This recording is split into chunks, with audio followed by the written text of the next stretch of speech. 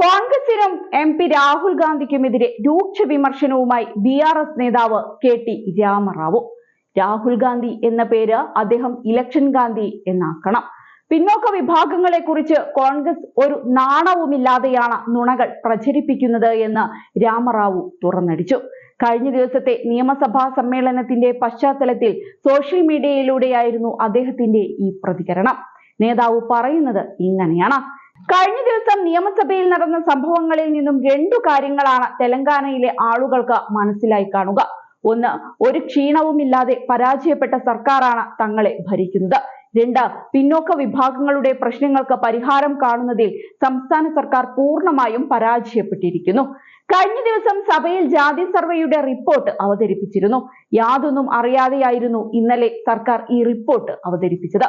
42% വരുന്ന പിന്നോക്ക വിഭാഗങ്ങളുടെ പ്രശ്നങ്ങൾ പരിഹരിക്കപ്പെടാൻ പോകുന്നില്ല എന്നാണ് വ്യക്തമാകുന്നത്. തിരഞ്ഞെടുപ്പ് സമയത്ത് നിരവധി വാഗ്ദാനങ്ങളായിരുന്നു കോൺഗ്രസ് സർക്കാർ മുന്നോട്ട് വെച്ചത്. എന്നാൽ ഇതിൽ നിന്നെല്ലാം സർക്കാർ യു-ടേൺ എടുക്കുകയാണ്. ഒരു നാണവുമില്ലാതെ എല്ലാത്തിന്റെയും ഉത്തരവാദിത്വം കേന്ദ്ര സർക്കാരിന്റെ തലയിൽ കെട്ടിവെക്കുന്നു. നിങ്ങൾ നൽകുന്ന എല്ലാ വാഗ്ദാനങ്ങളും വെറും പൊള്ളയായിരിക്കുന്നുവെന്ന് ഒരിക്കൽ കൂടി വ്യക്തമായിരിക്കുന്നുവെന്നും രാമറാവു ചൂണ്ടിക്കാട്ടി. മാത്രമല്ല, രാഹുൽ ഗാന്ധി അദ്ദേഹത്തിന്റെ പേര് ഇലക്ഷൻ ഗാന്ധി എന്നാക്കുന്നത് വളരെ നന്നായിരിക്കും.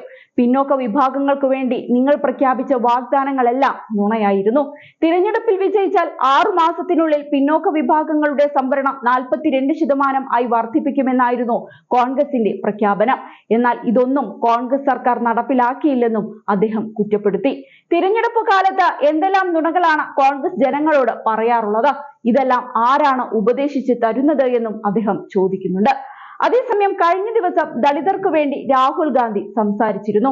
രാജ്യത്തെ എല്ലാ സ്ഥാപനങ്ങളുടെയും നേതൃസ്ഥാനങ്ങളിൽ ദളിതരും ദുർബല വിഭാഗക്കാരും എത്തുന്ന ദിവസത്തിനായി താൻ കാത്തിരിക്കുകയാണെന്നാണ് ലോക്സഭാ പ്രതിപക്ഷ നേതാവ് കഴിഞ്ഞ ദിവസം പറഞ്ഞത്.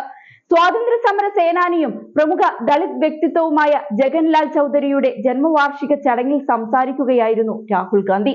രാജ്യവ്യാപകമായി ജാതി സെൻസസ് നടത്തേണ്ടതിന്റെ ആവശ്യകതയെക്കുറിച്ചും അദ്ദേഹം ആവർത്തിച്ചു. ദളിതർക്കും താഴേക്കിടയിലുള്ളവർക്കും ഭരണഘടനാ അവകാശങ്ങൾ ഉറപ്പാക്കുന്നതിനാൽ BJP-യും RSS-ഉം ഭരണഘടനയ്ക്കെതിരാണെന്നും രാഹുൽ ആരോപിച്ചു. നിലവിലെ അധികാരഘടനയിലും രാജ്യത്തെ സ്ഥാപനങ്ങളിലും ദളിതർക്കും താഴേക്കിടയിലുള്ളവർക്കും പങ്കാളിത്തമില്ല.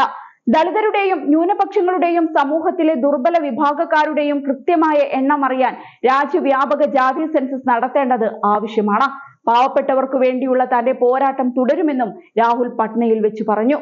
ദളിതർക്ക് പ്രാതിനിധ്യം നൽകുന്ന വിഷയത്തിൽ BJP-ക്കെതിരെ രാഹുൽ അതിരൂക്ഷമായ വിമർശനമാണ് ഉന്നയിച്ചത്. ദളിതർക്ക് പ്രാതിനിധ്യം നൽകി വരുന്നുണ്ടെങ്കിലും അധികാരഘടനയിൽ പങ്കാളിത്തമില്ലെങ്കിൽ പിന്നെ ആ പ്രാതിനിധ്യം കൊണ്ട് ഒരു കാര്യവുമില്ല. തീരുമാനങ്ങൾ എടുക്കുന്നത് വേദിക്ക് പിന്നിൽ നിൽക്കുന്നവരാണെങ്കിൽ നിങ്ങളെ വേദിയിലിരുത്തുന്നതിൽ അർത്ഥവുമില്ല. വ്യത്യസ്ത ജാതികളിൽ നിന്നുള്ളവർക്ക് സ്ഥാനാർത്ഥിത്വം നൽകുന്നത് ഇന്നത്തെ കാലത്ത് ഒരു ഫാഷനായി മാറിക്കഴിഞ്ഞിട്ടുണ്ട്. പ്രധാനമന്ത്രി മോദിയും ഇത് പറയാറുണ്ട്. അദാനിയും അംബാനിയും നിർമ്മിച്ച മുഴുവൻ ആശുപത്രികൾക്കും സർക്കാർ ഭൂമിയും മറ്റു സൗകര്യങ്ങളും നൽകി. എന്നാൽ ഏത് ആശുപത്രിയാണ് ദളിതരുടെ പേരിൽ നിർമ്മിച്ചതെന്നാണ് രാഹുൽ ഗാന്ധി ചോദിച്ചത്.